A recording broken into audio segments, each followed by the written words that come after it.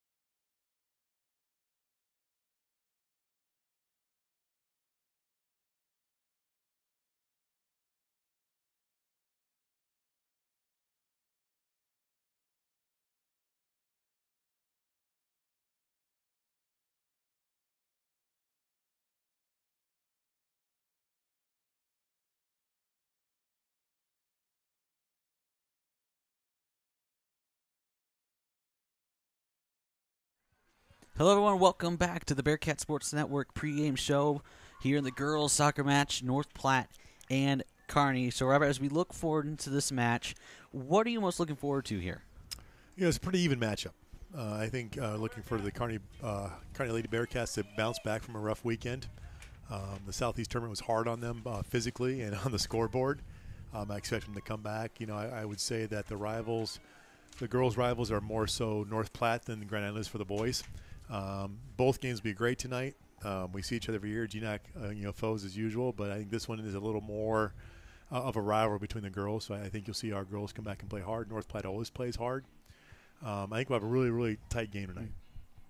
And so as we look forward to kick off past history between these two teams has not fared well for Kearney. They are 7-14 against North Platte since 2004, but they have won the last 4 matches. But as you said, Robert, it's usually been really close, really even. The last 8 matches have been decided by 2 goals or less. So really tight games right there. That's exactly how these two teams play each other. Everybody keeps it tight, keeps it close.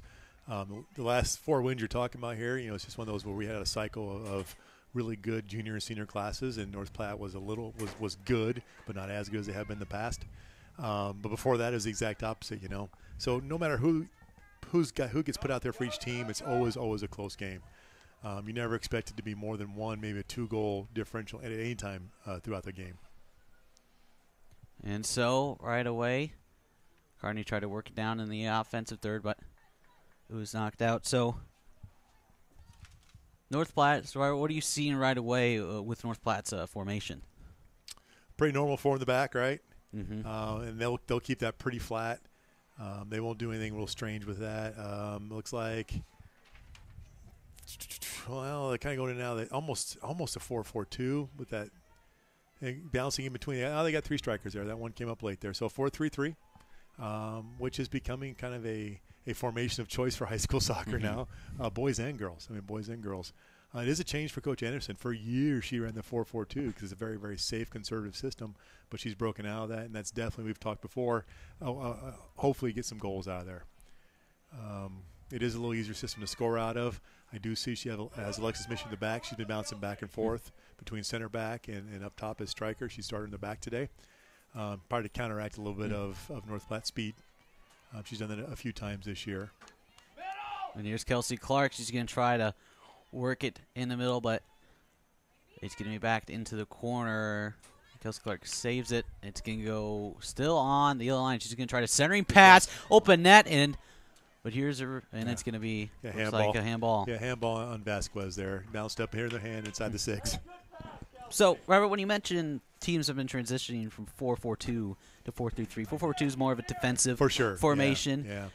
Is there a reason why you see more coaches transitioning over into that formation? Is it because of the better defense your high school soccer's having? Yeah, a little bit. I think the 4-3-3 just gives you a little more instant offense. A little offsides there just by a little bit.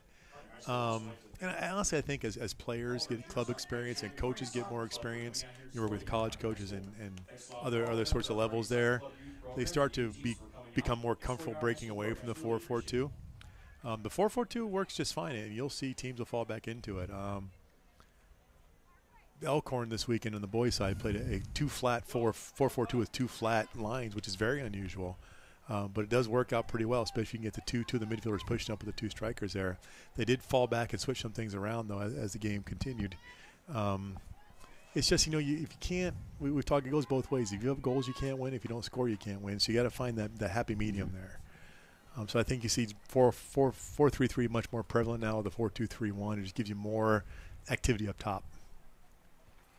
And maybe another reason could be that over time, athletes are going to get bigger, stronger, faster. Maybe it's because maybe they are that faster, strong, that the defense is much better, and so they kind of transition that formation to be able to get some more offense. And you have players up top, in the middle and top that can play longer and hold that endurance longer and run harder, like you said. And that works well with that system as well.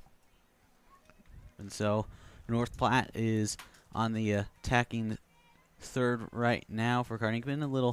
It's been mostly even here, only about 4 minutes into this match. North Platte kind of had a breakaway, but was called offside.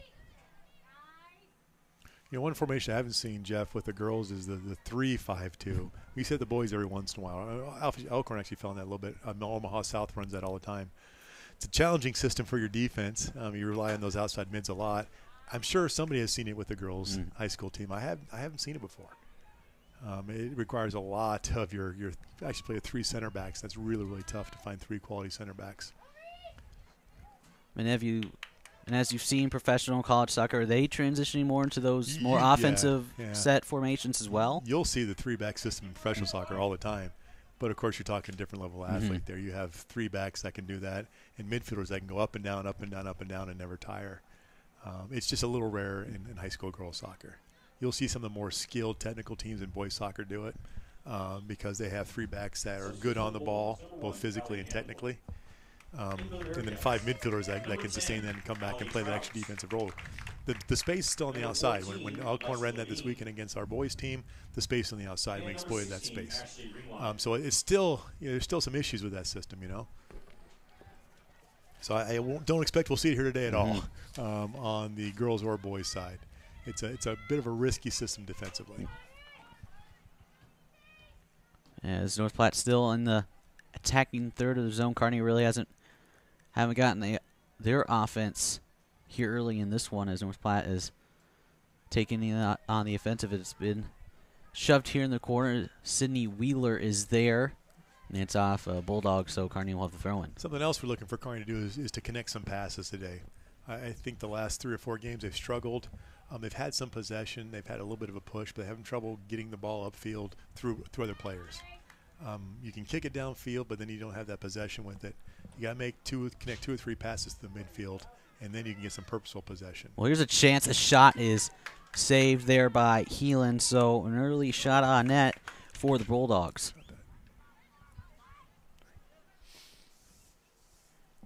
So as we look onto the injury report, we see that Whitney Strzok is senior, not in the lineup today. She is not in uniform. She is on a boot, and I think that's a real loss for the Bearcats, that she is an impact midfielder there. Yep, she picked up a knock this weekend on Saturday.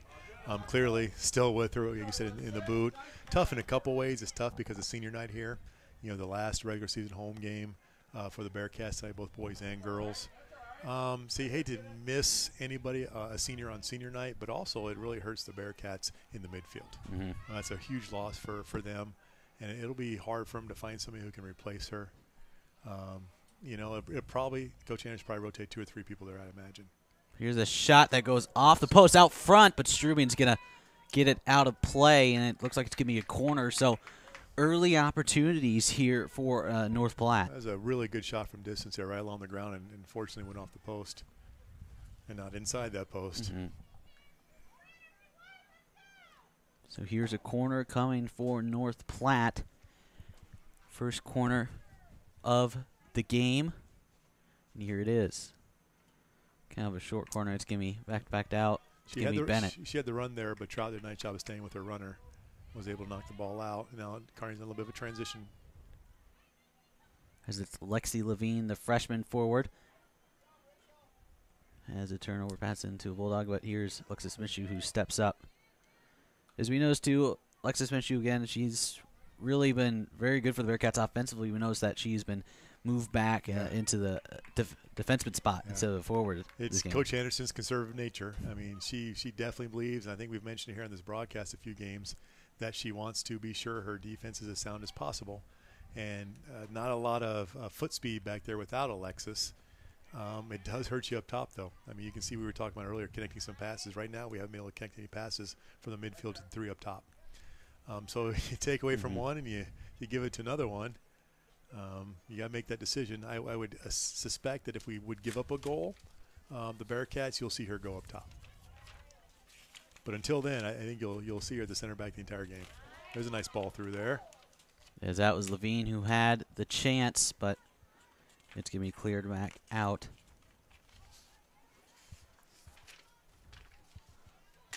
And now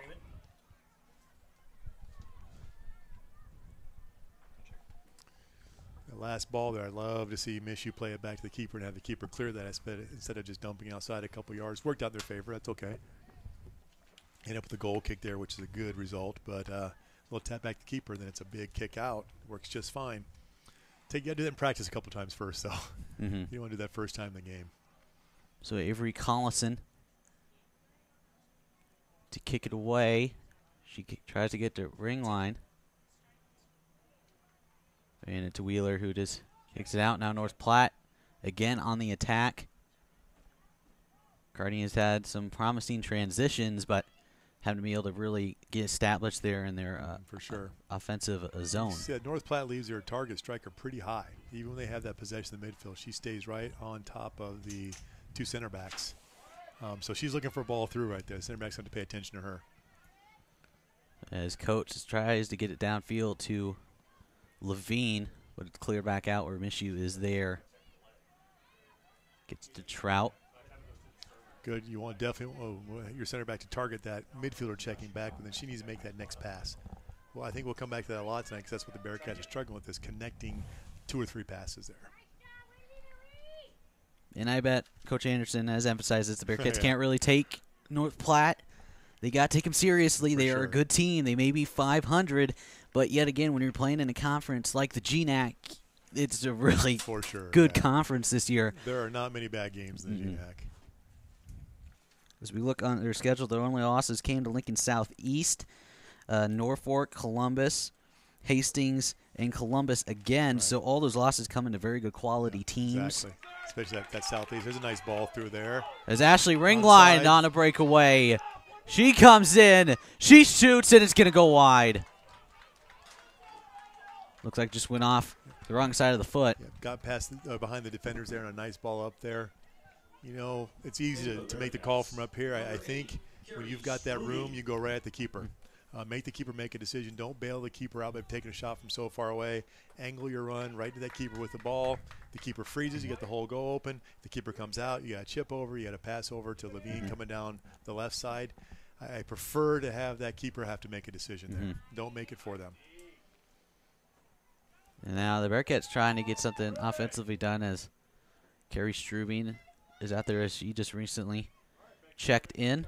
You know, from the other end of that, I coached the goalkeepers on the boys' side, and I did it for the girls for a lot of years. We want that keeper to make that decision. Read that ball. If the ball is tight with them, that means they're probably going to come at you. If it gets too far out, you wait for that shot. There's a nice shot. Here's a shot that just goes wide by ring line again. That was good pressure right there, Bearcats, twice in a row. But anytime a keeper has to make a decision, you want them to stick with their decision. It was, again, from a goalkeeper angle. An indecisive keeper is in trouble. That right there, you go with the keeper. If ring line goes to the keeper, you force her to make a decision. If she stays and becomes indecisive, you have a great chance to score. You put the pressure on the keeper. The more you can do that, the better chance you have to score. Levine fought to try to get that sort of a breakaway. We couldn't do it. Now it's more back into the infield, but Strubing. Yep, she stepped up really nice there. She tries to get it.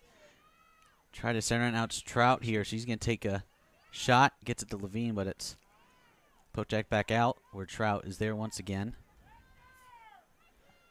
Gets it into Levine. Levine is going to get for ring line. She's got a shot. Score! It's offsides.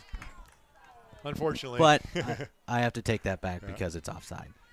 AR put his flag up right away. I think it was the right call. I need to see a replay for sure, but I'm pretty sure he got that one right. Only a step or two. It's very, very close. You can see a big shift here is that all Kearney has now are the 2 center backs, and everybody is up on the offensive end. Putting a lot of pressure on North Platte. See if they can sustain that now. Well, dang, I thought I was going to have my first goal call there. You'll get one here today. Yeah. You'll get one. So at the 27th minute, Kearney's had a few good chances here so far. It's those pesky ARs. It's those pesky ARs only calling offsides on us. And now when you talk about breakaways from a goalie's perspective, do you want to – I know you probably want to step up, cut, for sure, kind of get rid of those angles. Yeah, absolutely. And that's another thing that made that a little easier on the keeper is a pretty sharp angle. Offensive point of view, you can take that angle away and open that goal up. That's great. You know, the defenders are kind of taught to force them to one side, so you cut that angle down. If you keep that angle sharp, it helps the keeper out a lot. So yeah, you got to work with your defender on that one a little bit, but you just don't want to give him a lot of time to make a decision. The keeper will make that decision and follow it, and it should follow it all the way through. Sometimes you'll see a keeper kind of stutter and go back and forth. In my opinion, it's a pretty huge mistake. You make your decision, you follow through with that decision. You know, on that play we're talking about right there, if the keeper comes out and slides with the hands out towards the far post, you cut that far post off. You also put that pressure on the striker to make that decision. Good strikers will go over top the keeper. There's nothing you can do about that. If they have the talent to do that, then you say, hey, nice shot. There's nothing you can do about it.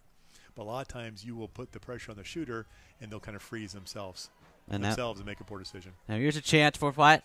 Gets by, but it's going to go too far out. That was number 13, Ava Wilson. That was a nice move there past the defender, but just too sharp of an angle, she couldn't put it in. And there is exactly what we talked about. Keeper Healing came out, forced the decision. The decision was the wrong one. It's much better to do that than just hang back and leave that whole goal. The goal's pretty big, Jeff. I mean, it doesn't from up here. It doesn't look that big. You get down in there, it's pretty wide across. And if you stay on your line and don't make a decision, it's way too big to defend the whole thing. That's exactly what Heelan should have done. She did a really nice job with that. Then you got to tell me, how did that goalie from Grand Island, Oregon, make those saves last week? Well, I wish I could tell you for sure. Because he's really, really, really good. He made some great decisions, and he did not look, just the eye test. He didn't pass the eye test, but he stopped 3 or 4 of our shots that were just amazing, amazing stops. He was very, very good. One of the better goalkeepers you'll see, I think. He's fantastic. I think you'll see another great one with the boys tonight. The boys' goalkeeper for North Platte is excellent as well. And fortunately, he's a senior this year. The goal kick gives it to Coates, down to Trout in the midfield. The Bearcats trying to move it up. They do. It's ring line, but bad pass is a turnover, as the Bulldogs will have the possession at the midfield. But Bennett with a nice interception. They give it to Strubing on the far sideline. She's going to work it up. Give it to Levine. And it's out there by a Bulldog, so it will be a throw-in for Strubing around the 20-yard line. Gives it for Bennett. Wanted to work it in, but couldn't, and it's going to be off. So waiting for this goal kick, Jeff. We have a family connection over here today for North Platte, not for us. We see them, a couple times a year. The girls' head coach, Sarah Comiskey, is actually the daughter of the boys' assistant coach, Mr. Whitney, who used to be the boys' head coach. The boys' head coach now is his son, Danny, and he's assisting him now. So very much a family affair in North Platte soccer. A little side note there, Mrs. Comiskey, the coach of the girls, is married to the boys' head coach for basketball. So a very tight-knit athletic group of coaches right there. Well, like I said pregame, they are our brothers and sisters from the West. That's right. Of course, Kearney and North Platte being the only 2 teams part of Class A that are west of Lincoln. I wonder, is Columbus west? In Grand GI. I should say west of Grand Island. Yeah, there you go. There's so much balance between Class A and B. I have no trouble keeping track of it. Now, here's another chance, but they're going to call offside. I think they will. That's the second or third offsides call in North Platte. That's because Kearney's playing a pretty decent high line. Not getting so high that it's dangerous, but catching their speedy striker up top, number 3 right there. And she is fast.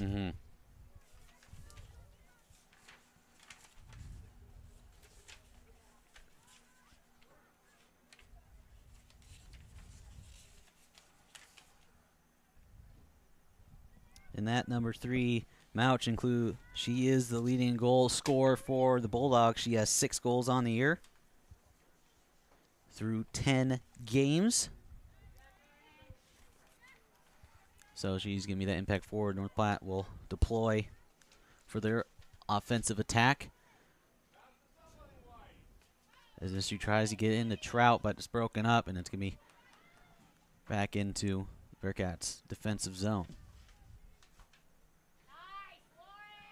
And now Strubing's going to try to push it in the midfield. She's going to get up, tries to get to Bennett, but it's broken up. So kind of back and forth action right now. Kearney, North Platte beginning, had the offensive advantage. We transitioned more in the middle of the half. We had Kearney getting really good chances as well. Now it's kind of back and forth here, playing around here in the midfield. Yep, Kearney play the middle right now. You're right.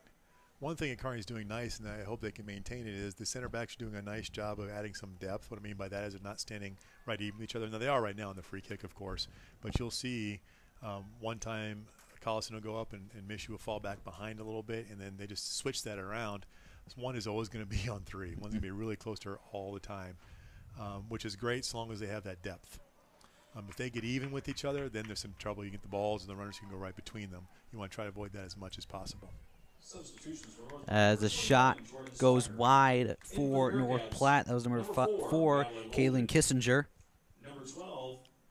As we have a couple substitutions for Kearney, Madeline Holden, Michaela Moore, and Hannah Hardy all coming in for the Bearcats. And that's what you usually see from head coach Tammy Anderson. She likes to rotate in about 3 or 4 players off the bench.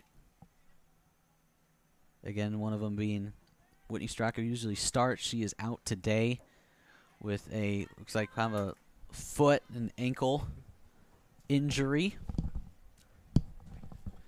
As we are just 15 seconds over halfway through this first half of play. Kearney, North Platte tied up at 0. As the Bearcats will have it in the attacking third on the far sideline for Lauren Strubing to throw it in.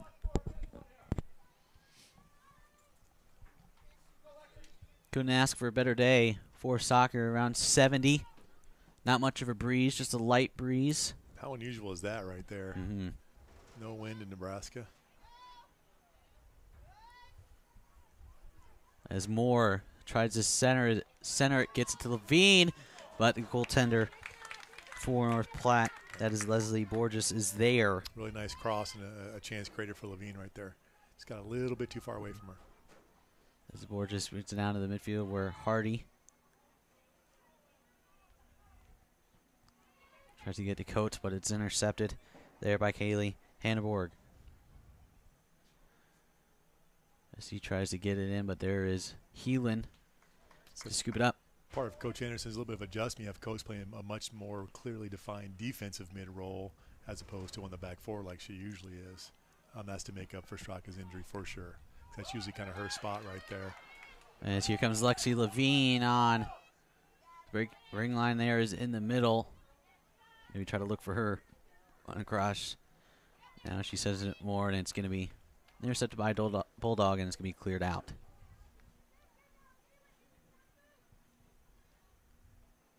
So really, it's more of a game of fast breaks for each team. One, try to get an opportunity down the field, and another counterattacks and has a good opportunity. Yep. Which, you know, that's the way soccer works sometimes. I mean, if nobody can get a whole lot of possession, you've got to try something a little different. I think both teams will still try to gain some possession through that midfield. And, again, we're going to keep all day coming back to talking about connecting passes. If you can do that in the midfield, you're doing something pretty important there. As the Bulldogs on attack, but Strubing is there. She's just going to clear it out, but it's going to be a throw-in for the Bulldogs on the far sideline. And based just on right now, it could change. It's going to seem like whoever has the most endurance right now is going to be the winner with all these fast breaks going on. Exactly, and that's part of the game as well. And you probably, you know, when we have games like this, the one who makes the least number of mistakes. You know, a lot of times these games are decided on a mistake, a misplay, a strange bounce, you know, a missed offsides call sometimes, or, you know, strange things decide soccer games sometimes. When it's even like this, that can happen anytime. As a corner coming for the Bulldogs. Here it is. And it's going to be Mishu who's going to clear it out. That's good defense right there. She's okay. Usually when you hit that ball to the person who takes the corner kick, they're going to be offsides. It went out of bounds anyway. I don't think she was. She did a nice job checking back, but the four defenders got up high, which is what you want to do on corner kicks. You get in trouble on those corner kicks if those defenders hang back too much, because you're giving up too much of the defensive space to them. So they pulled up nicely. The ball went out of bounds, so it's kind of a moot point. As Allie Trout checks back in, and it'll be a turnover of possession for the Bearcats. North Platte will throw in. As we have another substitution, checking in for North Platte is Abby Hedgecock. She's a sophomore. Now here's the throw-in for the Bulldogs. It's worked in the far corner. Strubing tries to get down the field, but the Bulldogs just try to cross it in, and there's going to be, what's it going to be? Called a handball in the box right there. Looks like a penalty kick. We talked about that mistake. That might be it right there. So penalty kick coming for North Platte to try to get on the board early. Try to identify who will be taking the kick. So handball in the box.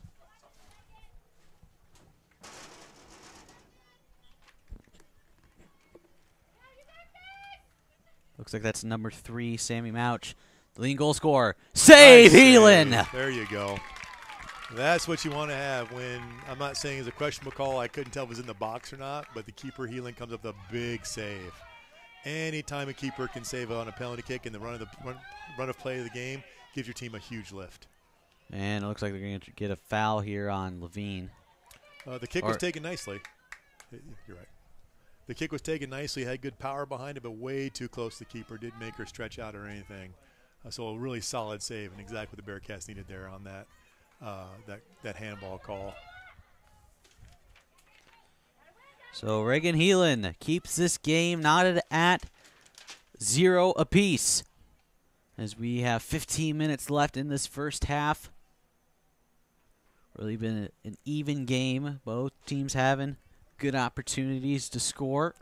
I was thinking about the call on the handball. I wasn't sure if it was in the box. Our referee, Mr. Green, thought it was. But in defense, he has to blow that whistle there. Anytime a defender comes with their arms out like that, you're always risking that call. You've got to keep those arms down by your side or nowhere near the ball, or you're just setting yourself up for a call, right or wrong. Even if it didn't hit her hand or was just outside the box, you can't let the referee, can't force him to make that decision. So I'd like to see the defender not do that next time. She got bailed out by her keeper, though, so you'll take that.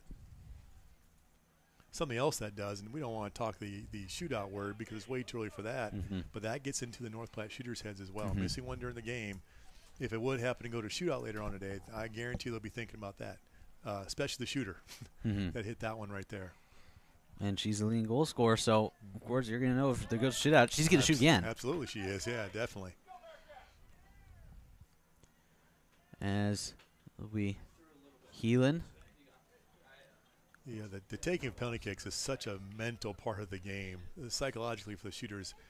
You know, I played goalie. I didn't think that shootouts were very, very stressful for keepers. Everybody think they would be, but nobody expects you to get them. You know, if you get one, hey, nice job. If you don't, hey, you're not supposed to anyway. So I felt no pressure in shootouts. I felt all the pressure is with the shooters themselves. And if you miss one, it gets in your head. It gets in your head for a couple games usually, not just the rest of that game. I think it's really tough. You know, they're trying to second-guess keepers. With no win, that helps a little bit today. But you're always worried about missing those shots. I think you put a lot of pressure on yourself, especially in a 0-0 game. I would say that happened right there. Levine is going to give it to ring line in the middle. She's going to try to get away as Coates is just going to put it on the near sideline. Ring line's got to speed it up a little bit, make a quicker decision. A pass or shot right there. You hang on top of the box, on top of the 18, and don't make a quick decision. The defender's going to poke away from you every time. It's almost like you got to know what you want to do before the ball gets to you. I think the best strikers have that ability, or they work on that ability, to hone that ability a little bit to do that. As Skylar Fisher checks in for North Platte. She was a starter, and now it's going to be Rick for Houch again.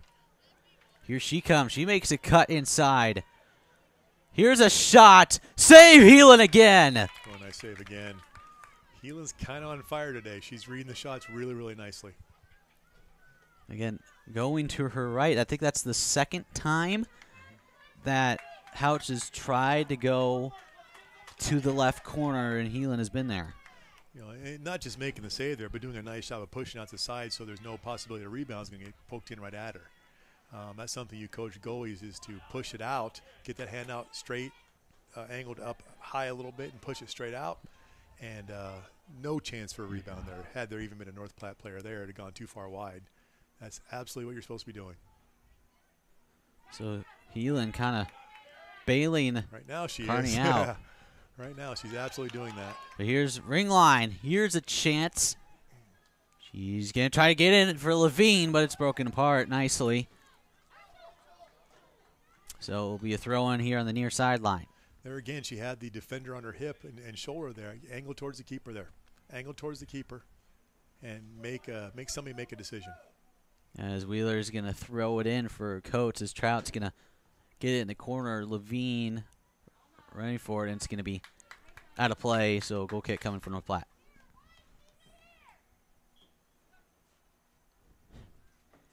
You know, even if that keeper holds, if you can take it down to the goal line and then get the ball back across on the ground, you know, 6-7 yards away, you're forcing that keeper to stay still, and then you're kind of leaving most of the goal open.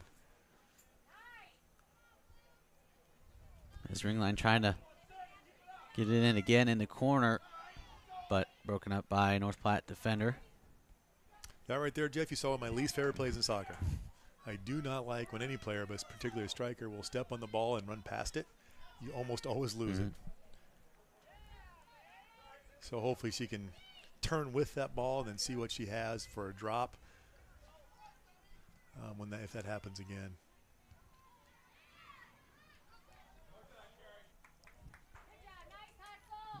As Carrie Strubing tries to get the ring line, but it's out of play. As we look down on the bleachers, not bad of a crowd today. Yeah, especially for early 5 o'clock time. Yeah, and the weather's very nice.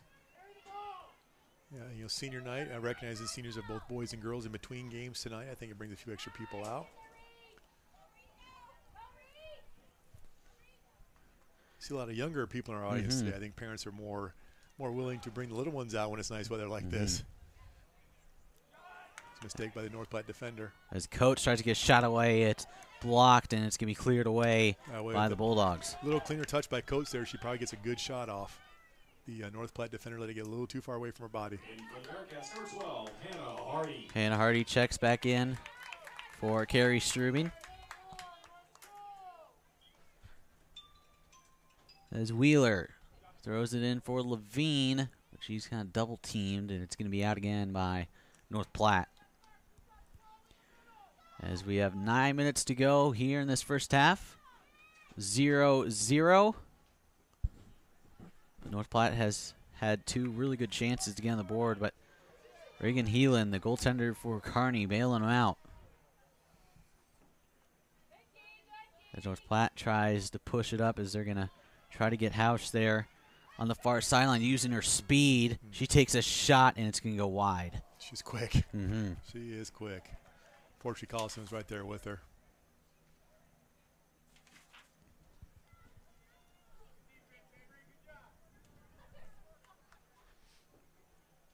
And so it looks like Collison will go with the goal kick.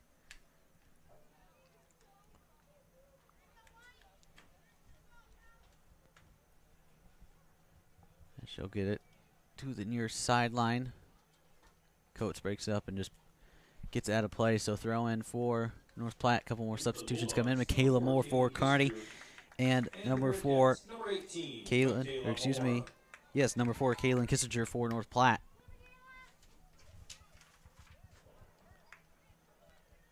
As again, it is out of play, so North Platte will have another throw in.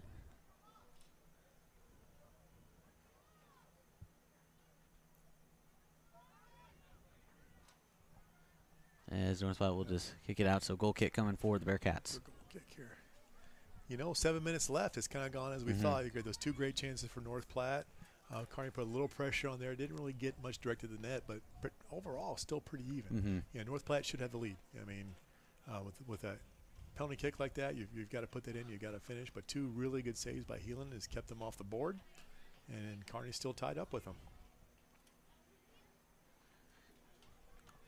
As here's a turnover, and North Platte's on the attack, tries to get into Mouch, but can't get through, and now it's going to Sarah, but Heelan is right there.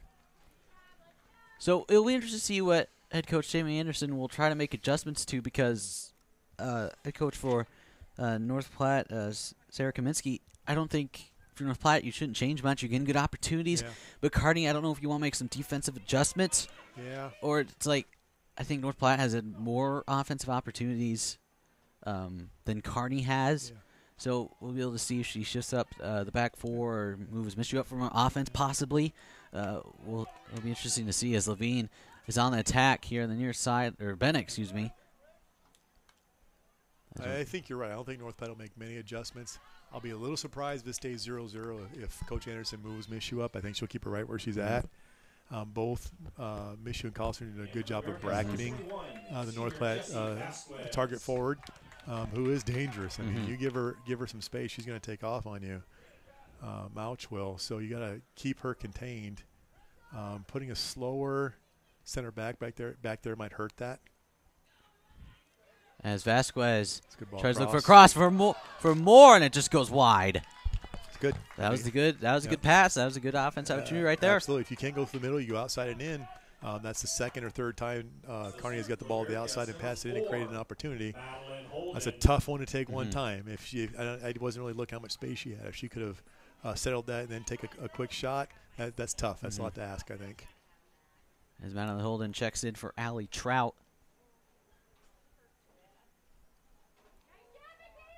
As Michaela Moore tries to work it into the attacking third, but broken up and cleared back downfield for North Platte.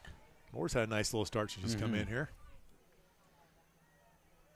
As Wheeler just kicks it out of play. So North Platte will have a throw in their attacking zone. The first thing I'm up here is doing is looking for number 3. I'm sure that the players are doing the same thing down there. She's throwing the ball in, so I will tell you this. I don't think I would have her throw the ball in if I was North Platte's coach. It's a great throw, but you're taking her out of the scoring opportunity there. Now Vasquez trying to lead the counter attack. She's going to bring it up for Bennett on the near sideline, but it's kicked out of play. So in the last 4.5 minutes of this first half, quickly look for Vasquez in the middle, but it gets by, and it's going to be cleared away.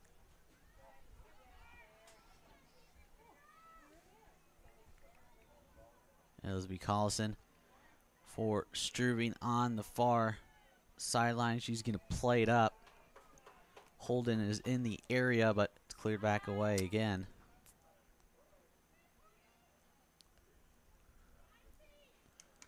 There's more. I think one possible adjustment. Oh, let's see what we have here. And it's broken. That was a chance for Bennett to One possible adjustment Coach Anderson could make is keep that target forward a little higher towards the midfielders and have her play with the back to the goal. Get the ball into her from one of the mids and then have her hold it up for a second, play off that a little bit, see what the defender is. Can she get a turn? Can she drop and then make a run? The shot could come from a midfielder. I think that would loosen that defense up a little bit. Right now, those back four are staying kind of where they are, and it's hard to get through them. You're going to have to do something to get them to come out a little bit. And Hardy on the attack, but again, it's cleared back out. But Collison steps up nicely and will get it. Really nice play right there. And I think, yep, they're going to call a foul, looks like. That was a great play by number 3 Collison right there as a center back, stopping Mouch right when she gets the ball. Which, by the way, as I talk about, she had her back to the goal. I think we can do some of that. And you force that defender to come up or play off you, and she came up nicely and got the foul Here's call. the play. Vasquez almost got there, but it's saved there by Leslie Borges. Clearly the best way to stop Mouch is to get on her early. If you give her some room to run, she'll come at you, and then you're in a little bit of trouble. Collison did exactly that right there. Here's North Platte. We'll go on the offensive right here with 2:40 left. But Heelan's going to come out, scoop it up, shut down that opportunity.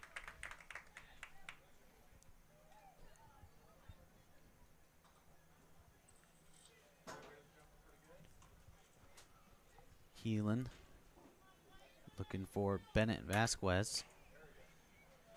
Now to Wheeler. They have Bennett checking back and jumping into a midfielder. Unfortunately, they lost possession after that. That was a little high. That's kind of what I'm talking about right there. I think if you can get that target forward checking back a little bit, you can create some of that possession. Otherwise, they get stuck high and they kind of take themselves out of the game. Just 2 minutes to go. Bennett on the chase for it. Both Platte defenders there first, but just kicks out of play. So Bearcats got a minute 50 as a throw in to Madeline Holden. Gives it to Bennett. She's going to try to cross it, but out of play. Another throw in. As it'll be Wheeler to try and throw it in. She gets it away, looking for Hardy. But Moore steps up, and she just went off too far off her foot. But Hardy is there. The mistake, North Platte got away with the mistake. The defender put her right in the middle for us. Moore just couldn't quite wrap her foot around and get a finish off that, or get a shot on goal. That was a golden opportunity for Kearney right there. So Borges with a nice kick downfield.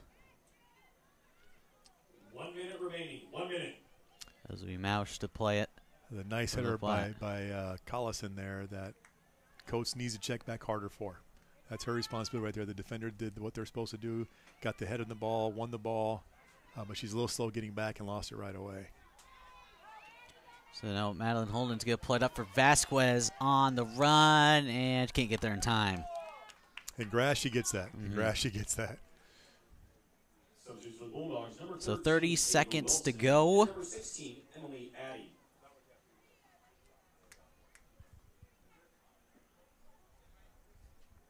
Just look on the Strive scoreboard. We're a little ahead, but we got 15 seconds left.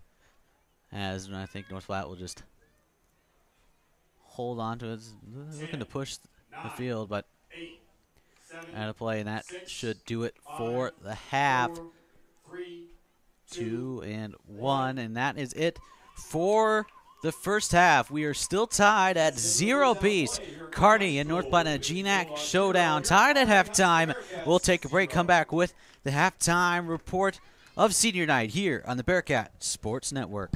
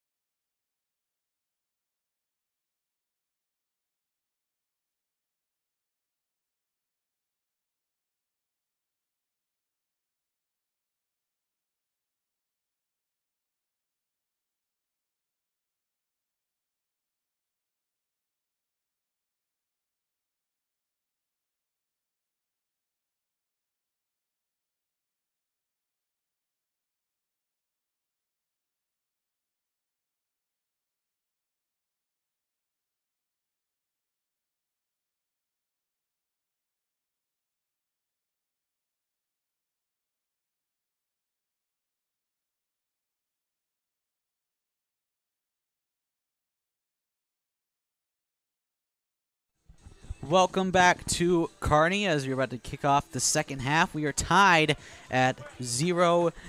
Let's get you some halftime stats. First, we'll start with visiting North Platte Bulldogs. They've, I would say, they had good opportunities at first by our unofficial stats. They have more shots on the net with about 5. They have 2 quarter kicks to go along with 2 goalkeeper saves, 1 foul, and 1 offside. Again, no goals on North Platte side. For Kearney, they have 3 shots on net, no corners, 2 goalkeeper saves that were huge for the Bearcats. Have the Heelan really kept this game in it for the Bearcats. 2 fouls and 2 offside calls.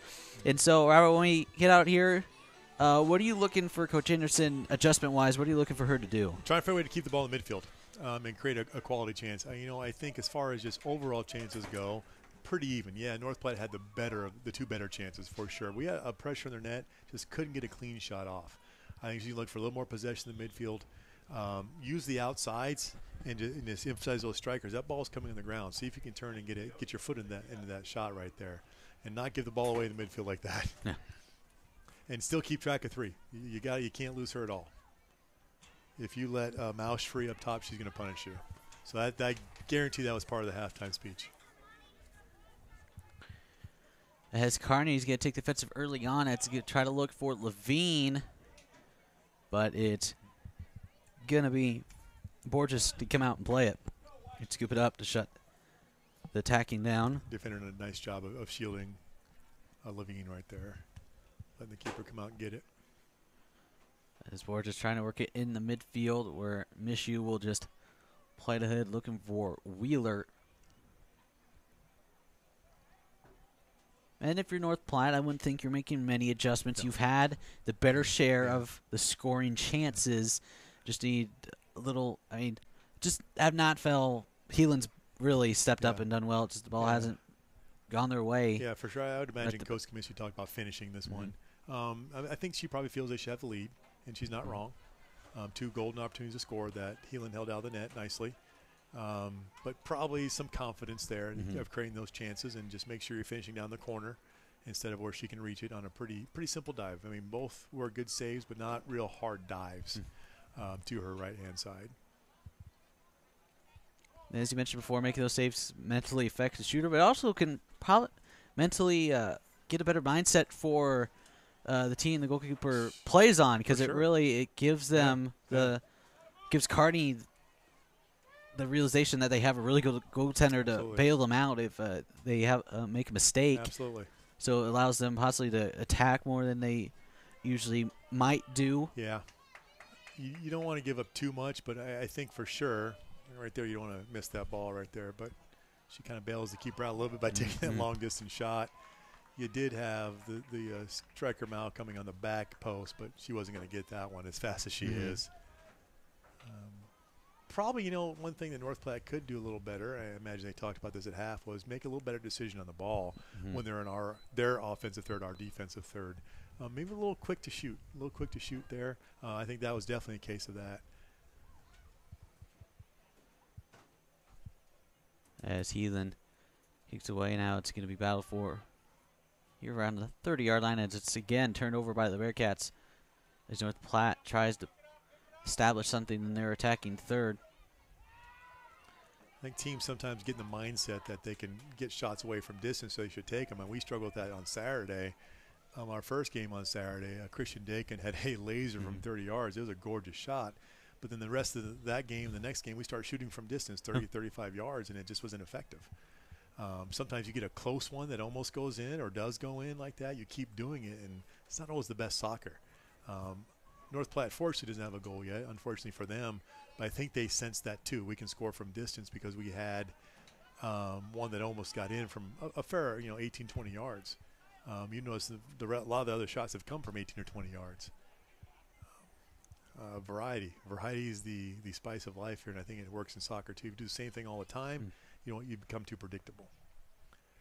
And predictable is easier to stop. A nice ball, nice switch of field by Kearney right there. As Ringline plays it at midfield, Wheeler is going to play it back for Mishu. Don't want to take much time on that ball. As a turnover there, and here comes North Platte with the chance. Tries to play it for Mouch, but Kind of pass went behind, and Collison steps up and plays it downfield. I think the Kearney backs are doing a nice job of they're keeping on Mausch and reading the pass to her really nicely. You got to be careful. You can't let her get the ball there. You don't want to overrun anything. But getting those cut off and playing up like that, chance here. Here's a chance shot. There it is. Score! There it is. Allie Trout. A shot about for 20 yards out makes it 1-0 Kearney. Really nice. Goal by number 10, Allie Trout. Jeff, remember before halftime we were talking, if they can soften that defense up, take a shot from distance, they're going to force them to come out. I think that just happened right there. You know, it wasn't a hard shot. It was on the ground, but it was well placed. If you can make the keeper move, if you can keep them from just standing still, make them leave their feet and stretch out, you've got a great chance to score. And Trout did that nicely there. So, at the 45th minute, Allie Trout makes it 1-0 in the favor of the Bearcats. Now let's see what North Platte does here. I would imagine you'll see the back four stay the way it is right now for Kearney. I think you see Mishu stay there. As I say that she might, number 3 might be playing a little higher and trying to make those runs between the center backs. She's nice to have a dropping back there and helping the team maintain possession. Pass to her. Both center backs, Mishu and Collison, are going to have to be really solid and honest with the play. Now here. here's a cross and they score. Right back on them. North Platte, that's a nice play, and they even it up at 1 right after Kearney takes the lead. And they did what I was saying there, don't always be predictable and shoot from distance. That ball was outside, a really nice cross, a tough one to handle that the goal scorer put in off one touch, which is not easy to do at all.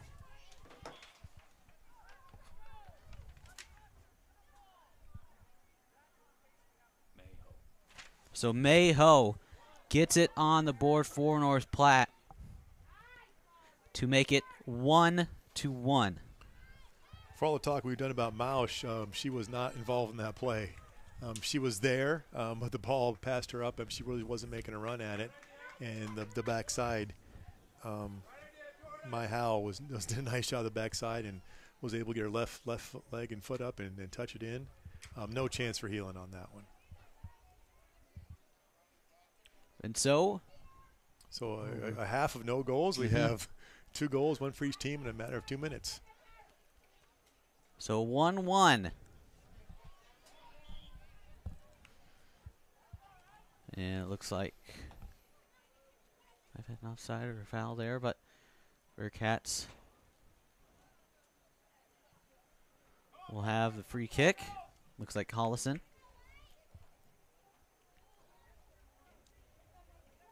So just kick it here to Strubing on the near sideline.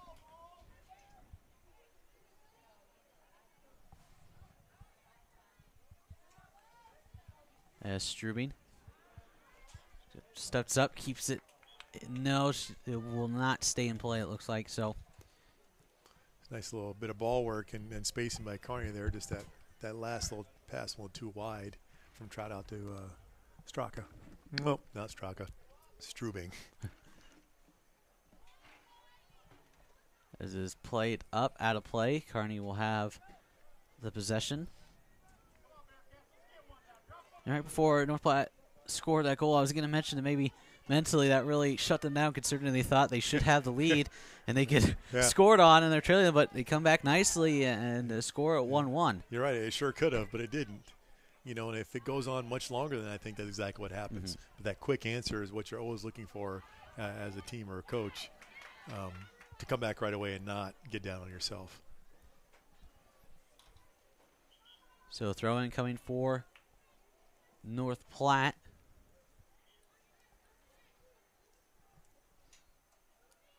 But Strubing is right there. Gets it down for Levine. Looks like Levine gets it to Hannah Hardy. Then to Trout. She's going to give it back to Hardy now. Plays it up, but Borges is going to step up and scoop it up.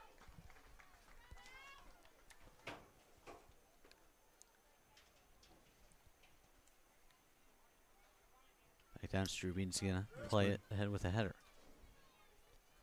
So both teams, they made adjustments. They scored each a goal. So what do you see them now that they know that I think they created some offense, scored on offensive opportunities? Probably settle back into what they were doing.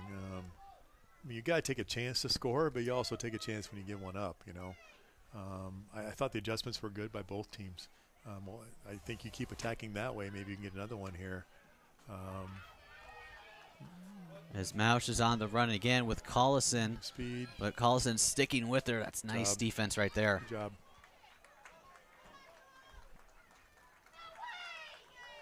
And they're going to have a goal kick. It's good job by Collison staying with her.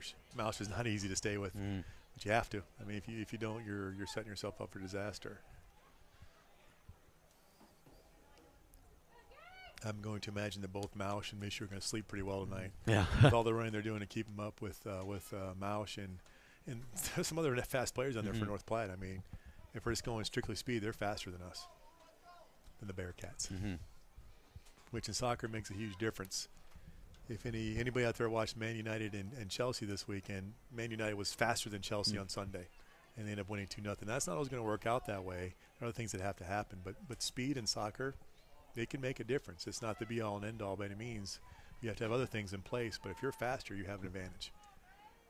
Right now, Kearney's doing a decent job of containing their speed. They're going to have to keep doing that. As the old saying goes, speed kills. Yeah, exactly right.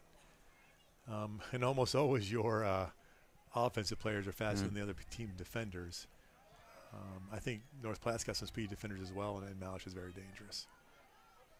As my camera Evan Roberts can attend to, the Pittsburgh Penguins winning the Stanley Cup last year, speed kills, and they used their speed advantage as they went on to win the Stanley Cup. Of course, the Stanley Cup playoffs are going on right now. That's right. I wish my Blackhawks would kick in the gear. We're down 3-0. Struggling a little bit. Yeah. Struggling a little bit.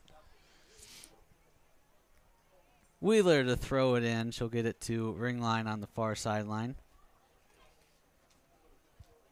And she'll try to play it up. We are a little over 2 minutes, or 10 minutes, excuse me, into this second half. We are still tied at one, but here's a chance. It's going to be on Bennett. She gonna try to, wants to cross it. She makes a nice cut, shoots it, and goes wide. It's a really nice diagonal ball to Bennett right there. The weakness of the flat back four right there, if you get pushed high, you're easy to split. And it wasn't a person who split them. It was the ball that split the right center back and the right outside back. And Bennett, nice job running onto that. A little curve on that shot or a cross, and yeah, a good chance to score. Surprised you didn't try to go more for, I think Levine was it? Yeah. I think that's a better play. It's hard to get the movement on the ball. You can do it. I mean, you can bend that ball in there, but it's not easy to do.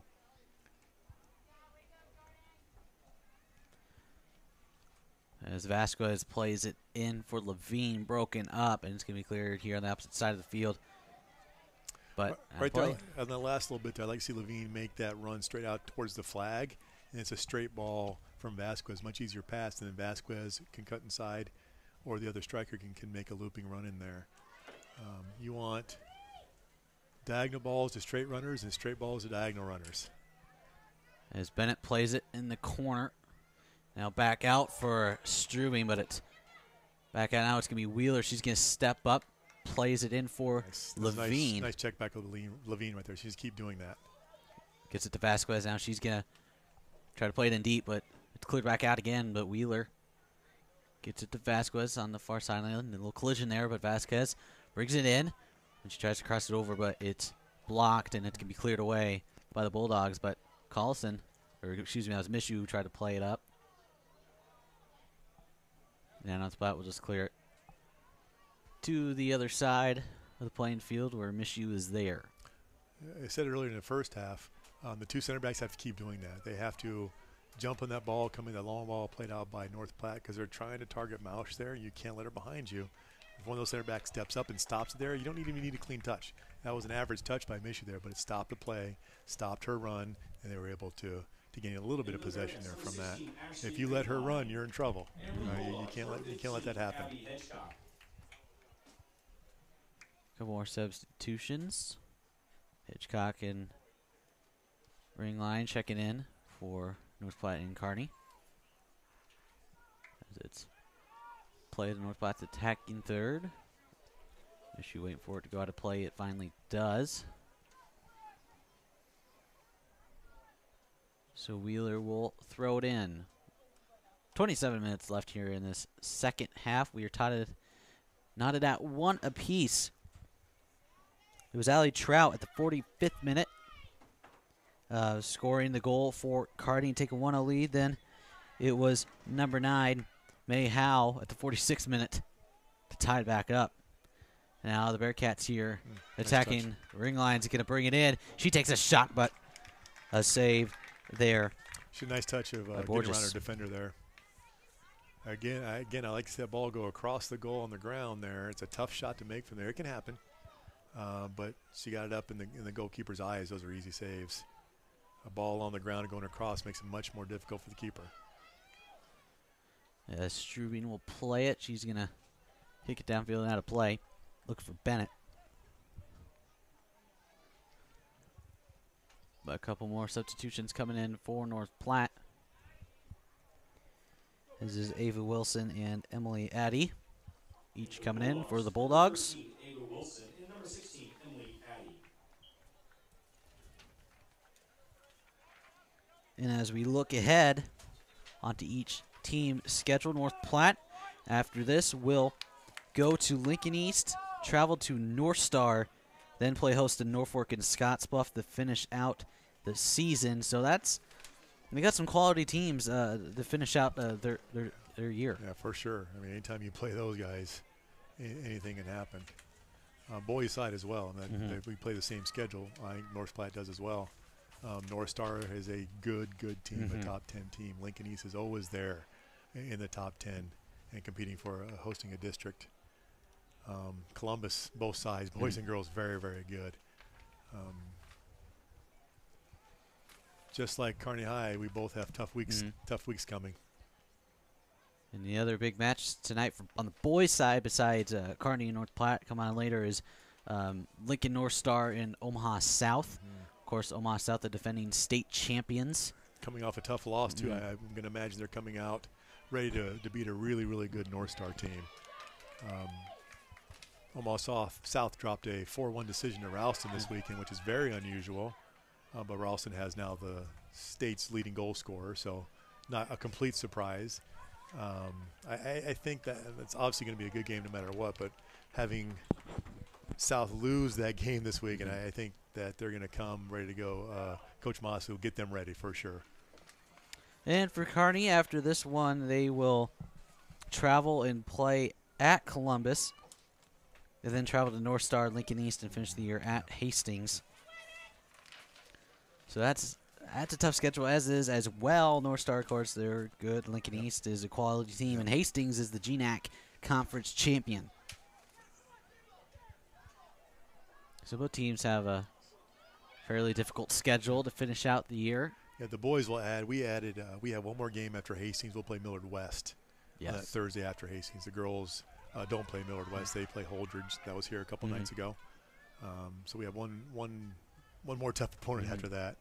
So boys have a tough run, girls have a tough run, North Platte has a tough run, everybody has a tough run here these last 2 weeks of the season. The quad on Saturday, North Platte will be there with us. That's why we play the same two teams. We just don't play each other again. We both play North Star and East. We play North Star first. The North Platte boys will play Lincoln East, and we'll flip-flop opponents. Girls, the same thing. So when you have a difficult schedule like that, as a coach, what are you telling your team to really prepare them for that difficult stretch of the season? Practices change a lot. I mean, our practices get pretty low key. We still work. We work on the mental aspect a lot, but the physical part drops a little bit. There's just not a lot of time in Nebraska State high school soccer to rest. Once the game starts, and we have 2 weeks in a row where we play Saturday, Tuesday, Thursday, Saturday, 2 games on Saturday. It's really tough. In my opinion, I'm not sure if people agree with this. Soccer is the only sport that NSAA asks to play 2 games in one day with no break. Volleyball does play multiple games. They get breaks in between. Football has 1 game a day. Basketball, 1 game a day. The 2 game Saturdays with no break in between are really, really hard on the players, boys and girls. Doesn't matter who you are.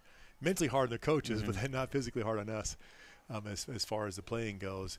It's a pretty tall task to ask, and to have that 2 weeks in a row is really, really hard. So we try to get healthy in between games. Coach Anderson tries to get girls healthy between games, rest, a lot of training room time, a lot of extra stretching, some running, not hard running, but running and keeping things loose.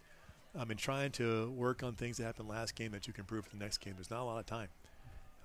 It's nice when you start the season to have a couple extra practices in between games, but that's all done now. And then you turn around and you're getting ready for districts right away. Now, do you think there's a reason why the NSA has that? If you know, let me know. If somebody's listening to this, they can tell me. I'd love to know. I don't know what it is. It does give you more games, which is great, but in such a compact time, I'm not so sure it's best for the players. I would much rather play a fewer games and have a little more time to rest in between. I think it's healthier. I think you'll save on injuries. But right now, it is the way it is, so we'll do our best and deal with it and keep guys healthy and as rested as possible. You'll see a lot more subbing from both Coach Anderson and Coach Steinbrook on Saturdays. When we have 2 games back-to-back, you have to. We just, we're definitely a Class A school, but we don't have the number of players like some schools do in the depth.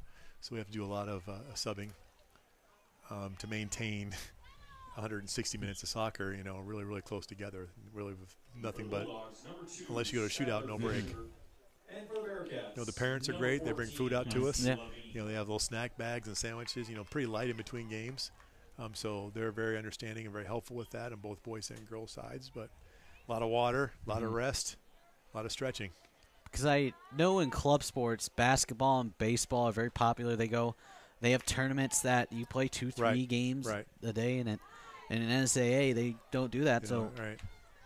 I'm not sure why soccer is the one that gets to do it. Yeah. As on attack, it's going to be Ryan Bennett's going to try to get into Levine, but the North Platte defense is there. A lot of the lack of rest in those tournaments comes from field use. Some schools use city fields. They just can't have them for, the length of time it takes to have a break in between games. That's the case with the Spirit Park in Lincoln. We have to be off at a certain amount of time at a certain time. And if you put a game in between those games, you won't have the fields. As we are under a half to play here in this game, we are tied at 1. In a much livelier second half. Not just because of the goals, but everybody seems to have a little more of a hop in their step as they did oppose the first half. Maybe the goals woke them up a little bit. There's a throw in here for North Platte. Your sideline in there attacking third. The throw a little too deep, so North Platte will regain the possession and play it back near midfield. We'll try to work it in. So as we transition more into this, as we already have transitioned more into the second half, what are you seeing, Robert, kind of adjustments they've made after those goals? They're playing the same way. There's obviously no formation changes, no personnel rule change other than the regular subbing. They're still kind of doing the same thing. I'd love to see Kearney take some shots from outside. I think they've softened up a little bit, and they're going to pull North Platte out again. And North Platte really hasn't gone back to that cross. I'm not really too sure why. It was clearly working for him. The goal is evidence of that. Maybe both defenses have stepped up a little bit too. I have seen a lot fewer defensive mistakes this half. So I'm sure that's probably both coaches' halftime talks to eliminate the mistakes in back. And the way this game is going, it's probably might come down to it is who makes the least mistakes. Exactly right. Games like this, that's how they're decided lots of times. Or who makes that one mistake that results in the goal for the opposing team. I like to say it's always a brilliant play that does it, but a lot of times it's a mistake that does it as you get tired. It's warm out there. They're looking pretty fresh, so I don't see anybody really dragging anything. But a lot of times the wear on your muscles and just the fatigue causes mistakes. And you're getting the last 15 minutes, that could happen.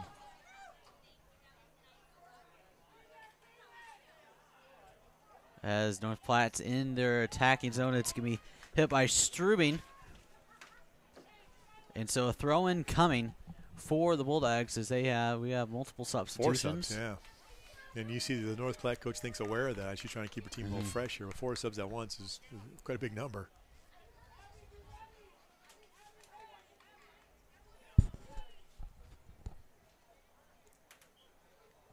So here's the throw for North Platte. Number 18, It's played in, headed out of play. So quick kick coming for North Platte.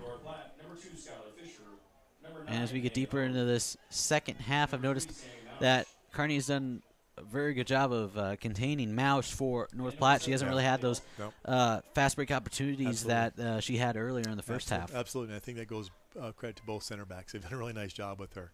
They're going to have to do that for 15 minutes of this, and if it goes to overtime, another 20 minutes. They can't let her free with that speed. We're talking that little lapse of concentration, and she'll be on top of them and headed towards that keeper's net.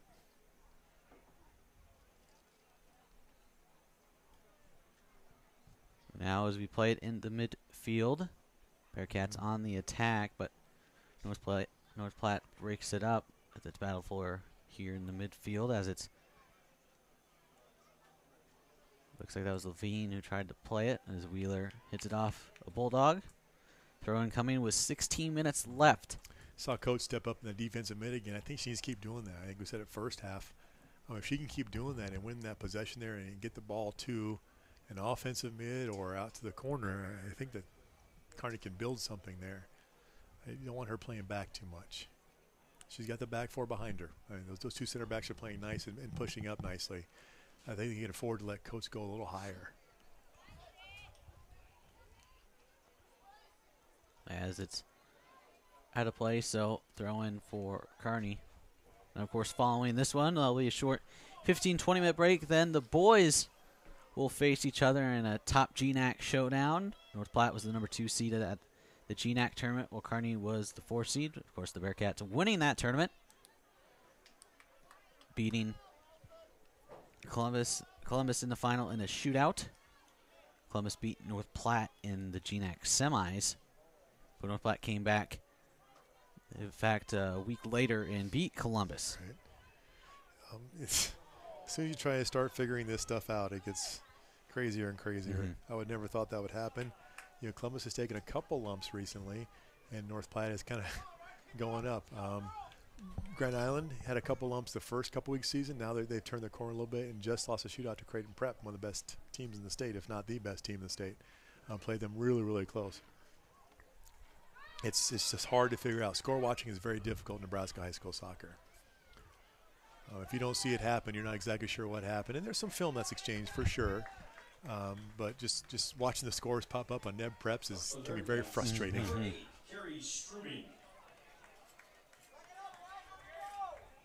As Carrie Struben checks in for the Bearcats.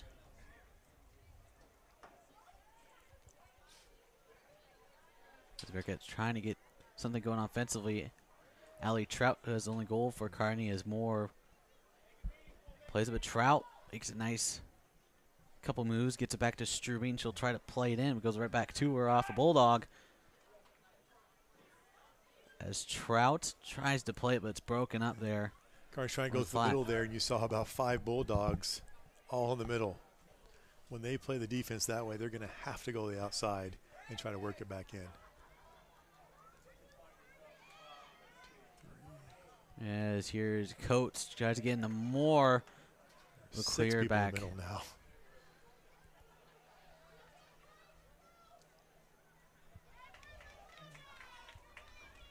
North Platte has everybody behind the ball except for number 3, Mausch.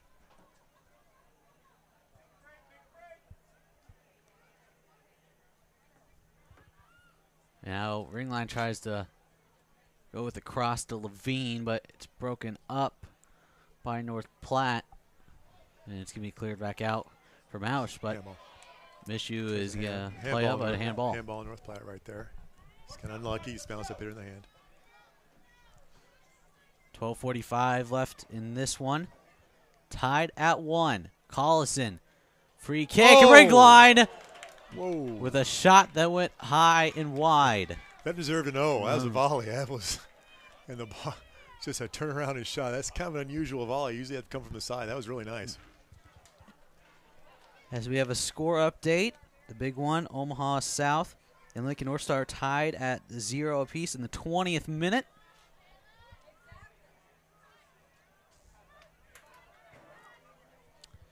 And so Ringline tries to play in the offensive third once again, and Looks like it's going to be a goal kick. Of course, Ashley Ringland had 2 goals at this last week against Grand Island. That was her last broadcast as they won 5-0 over the rival Islanders. And they're in a close one now.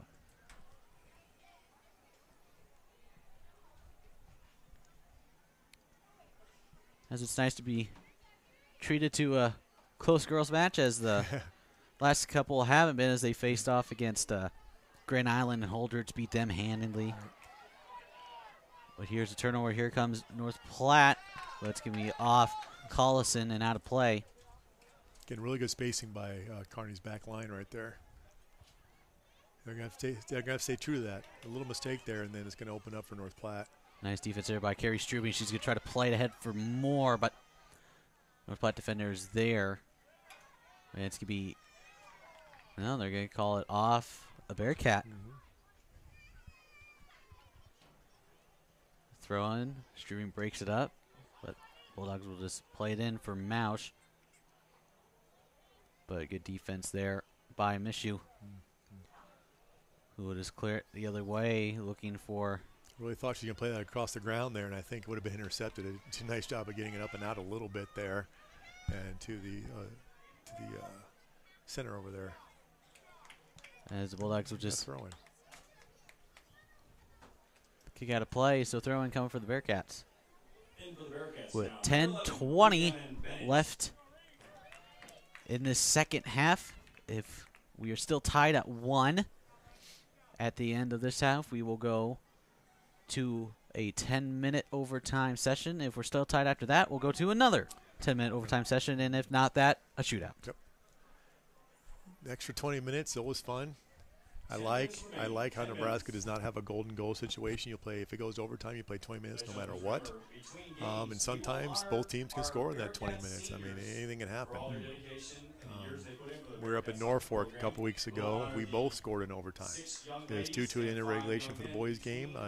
Norfolk scored a goal a couple minutes in overtime, and we came back and scored the second part of overtime. You need all that time. You need all that time. I much prefer that as opposed to some of the tournaments we play in where it goes straight to shootout. GNAC tournament, the tournament last week goes straight to a tournament, shootout. Excuse me. This week it kind of depends. When we play Lincoln East, we agreed that it's going overtime. That's a little tight sometimes with the field usage, but we'll talk about that when we get there. Going straight to shootout, gosh, just not a big fan of it. I mean, I think you should try to decide in the field as often as possible. I think we talked about a couple weeks ago. I wish Nebraska had ties. We don't, but going straight to shootout's kind of a crapshoot. Not a huge fan of that. 20 extra minutes a lot of times can decide it. And as we mentioned before as well, it wouldn't be difficult for the NSAA to establish for ties. I mean, they just had to put a set amount of wild card points for it. There are plenty of states that do it. We could easily take a look at their systems and adapt it however we need to make it fit. I mean, honestly, we don't have a lot of games canceled. You know, the weather has shifted a lot the last 20 years of me doing this. We used to have games canceled pretty frequently, but it's pretty rare now. And even if they got a couple canceled, there's ways to work with that. You know, you don't all have to play the same number of games. As Mausch on the run, Collison on her knees, still plays it. Dangerous play. Collison did a nice job of sticking with it after the stumble. As it's back into North Platte's attacking third. Collison again on the run. She'll just play it out. So with 8 minutes to go, a throw in for North Platte. You know, Jeff, if it goes overtime, this is your fault. You're the first one to mention it. Well, if we win, I won't mind that. Yeah, you're right. That's a good point. So, Strubing on the fence, but North Platte gets it away. Look for a pass. Really good job inside, there. Really good job on the defensive there. But turnover, a shot. Heelan will just pick it up like nothing, and she'll kick it away. Those shots from distance have to be placed. Trout's was placed pretty well at the beginning of the second half. That one was right at the keeper. Heelan had nice position. Goalies can make it easier on themselves if they're in the right position, that's for sure. Another great play by the center back, Collison there. Both her and Mishu having great games on Mausch. A little too hard off Strubing's foot. So Collison plays it. Nice rotation there. You saw Strubing fall right back where Collison left the spot.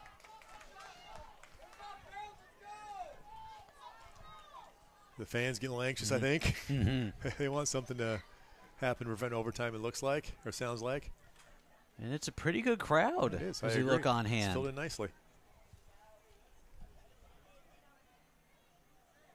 As it's played up in the tacky third, will just go out of play, and a goal kick coming for the Bulldogs in the final 6.5 minutes.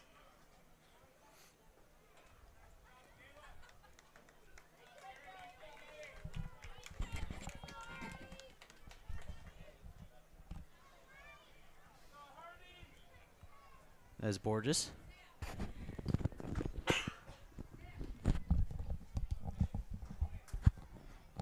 As it's played back in, Kearney is attacking zone. It's going to be Borges who will pick it up and reset things for the Bulldogs as she'll kick downfield.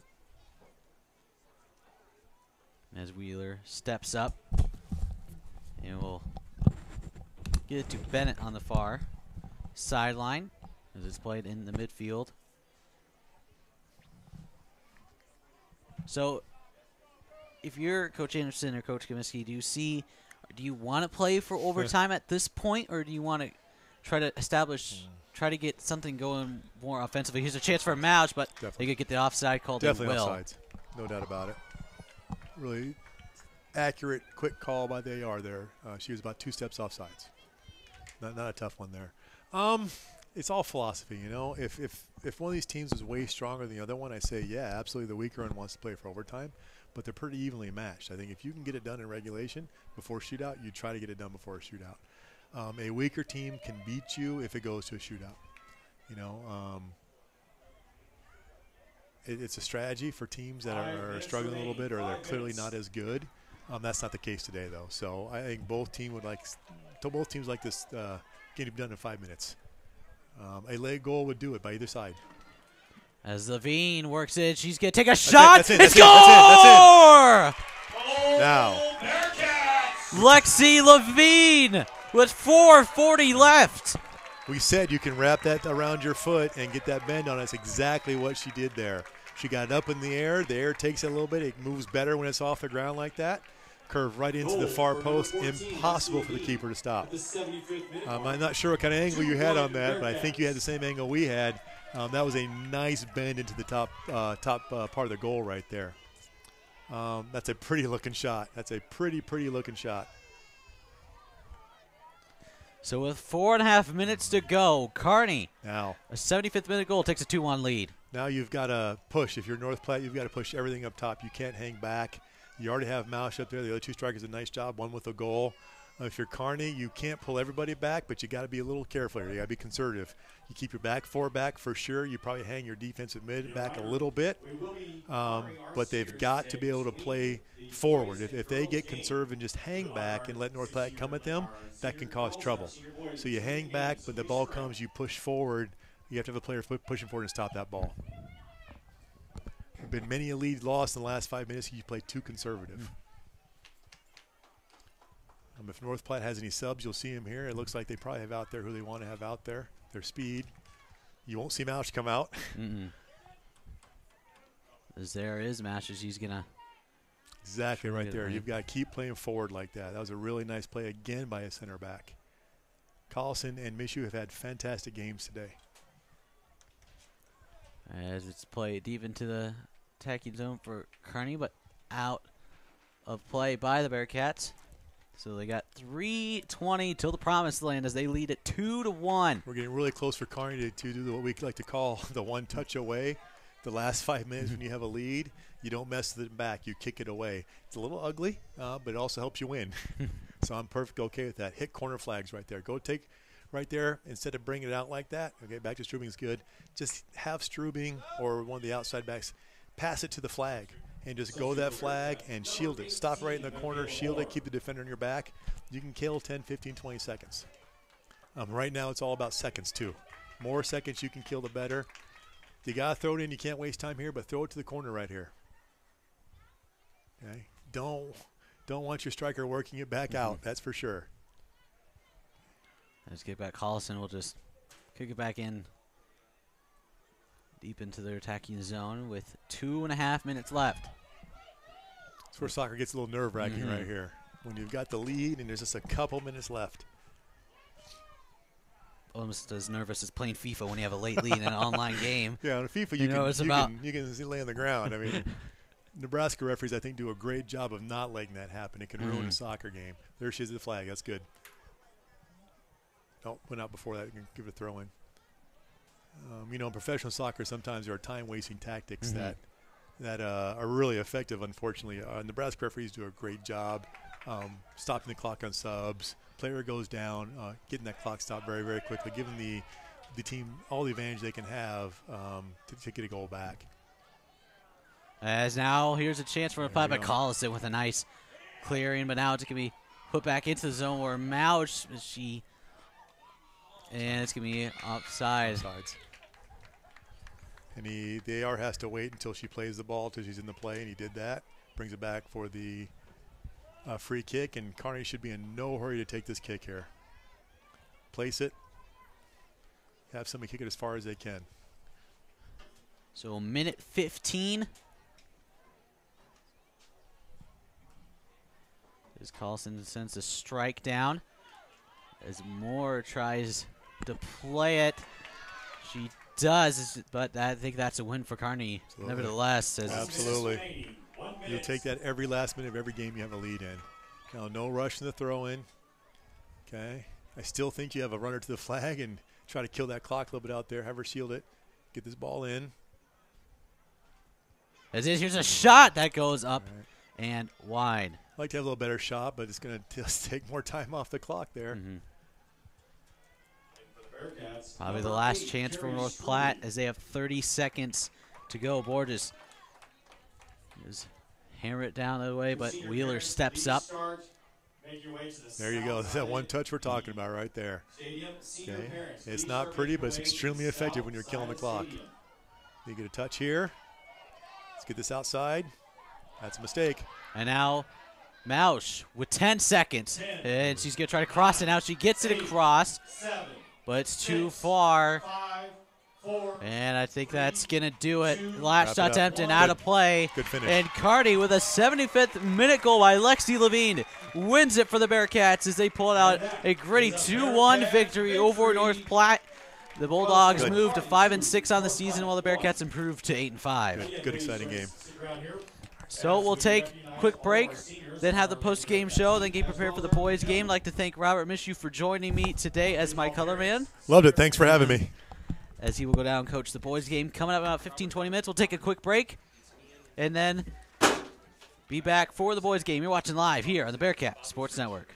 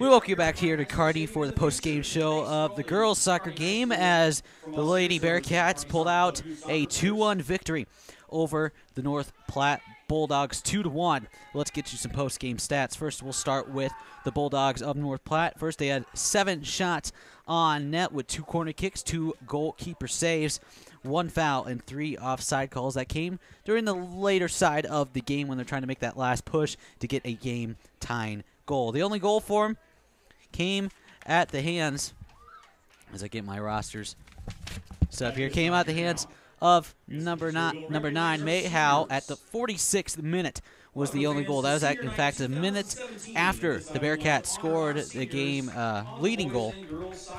And now for the Bearcats, they had 5 shots on goal, 1 corner, 3 goalkeeper saves, 2 fouls, and 2 offside calls. The goals coming from Allie Trout at the 45th minute mark. That took a 1-0 lead.